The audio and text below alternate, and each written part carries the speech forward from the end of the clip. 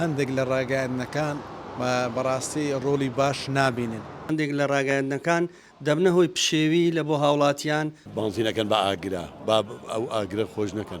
زیاتر شارەکدانیچێک دروستەکەن و تەواوی چکە نییە. ڕۆڵی میدیاکان چۆن هەڵدەسەنگێنێت لە کاتی ڕوودا و گرژەکان؟ ئەوە پرسیاری ئێمە بوو بۆ خەڵک، گوێ لە وەڵامەکانیان بگرن. وەڵایی بەڕاستی لە کوردستانە ڕۆلی ڕاگەاندنەکان بە تایبەتی دەورێکی باش نییە.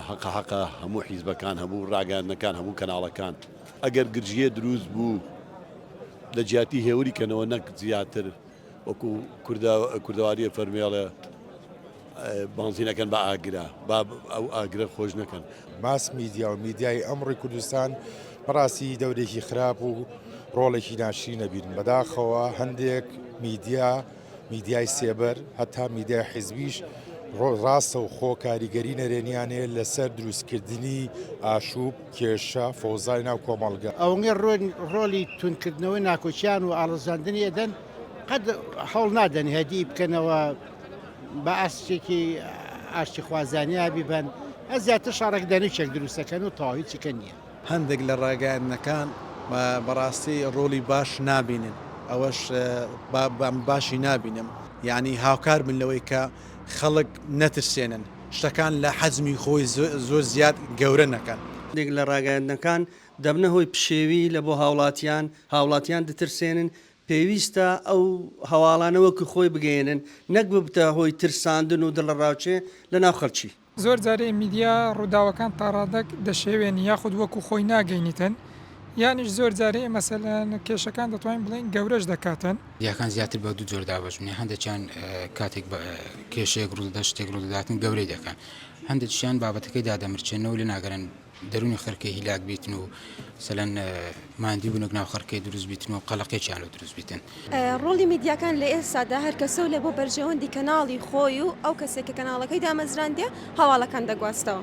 هەروەها بەپێی بارودۆخی کەناڵەکەی خۆی و عزبەکەی خۆی کە ئەو کەناڵی دامەزراندێ دەچتە ئەو بابەتەی کە خۆی ویستی لەسەریتی. پرسیاری دووەممان ئەوەیە، میدیاکان چی بکەن بۆ ئەوەی ڕاستیەکان نەشێوێن و ڕوونیەکان لێڵ نەبن؟ پێم باشە بە شێوەیەکی باشتر، جوانتر، نەرمونیانتر هەوڵمەند بینەکان مەی ئاڵۆزێنن. بەڕاستی ناوچەگەرێتی نەکرێت، ئەم شتانە نەکرێت. ئێمە هەمومان کورد دژمنەکانمان هەمومان بە یەک چاوسێرەکە، ناڵێ ئەوە فڵان حیزبە ئەوەش فڵان حیزبە. پێویستە میدیا جیا بکرێتەوە لە نۆرمە کۆمەڵایەتیەکان، ئاینیەکان، هەتا سیاسیەکان بە جۆرەکان. من بڕوام بەوە هەیە میدیا لەژێر کاریگەری و ئاڕاستەی بیرێکی سیاسیان فکریە ئەتوانێت کاری خۆی بکە، بەڵام ناکرێت ڕاستە و خۆ کار بکاتە سەر لایەنی نەرێنی و لایەنی کۆمەڵایەتی کۆمەڵگە. بانی داواکارم لە حکوومەت و لایەنی پەیوەندیدار ڕۆڵ ببینین لەو بابەتانە کاردەمایەک کێشەیەک دروست بوو، یعنی سنوورێک دابدرێ لە بۆ ڕاگەیاندنەکان. بەڕاستی هەندێک لە ڕاگەیاندنەکان کە هەندێک شت دەکەن ئەوە ئیشی ڕاگەیاندن نییە، یعنی ڕاگەیاندن کە ڕووداوەگە ڕوودەدات پێویستە حقیقەتی ڕووداوەکە بە خەڵک بگەێنن. وڵی پێم باشە ئەو کەناڵانە بەڕاستی بەرپرسانانە کار بکەن بۆ ئەوەی هاوڵاتیان نەترسێنن، یعنی ڕووداوەکان چۆنەوەکو خۆی بگەێنن، نەک بتە پشێوی لە هەرێمی کوردستان. ئێمە دوژمنمان زۆرە. پێویستە دەستگا و کەناڵەکان سەربەخۆ بن. بۆ سەربەخۆبوونی دەستگا و کەناڵەکانیش پێویستیان بە سەپۆرتی لایەنی دارایی هەیە. ئەو سەپۆرتی لایەنی داراییش ئەگەر جێبەجێ بکرێتن بتوان لە بەرژەوەندی هاوڵاتیان هەواڵ و بابەتەکان بگواستنەوە.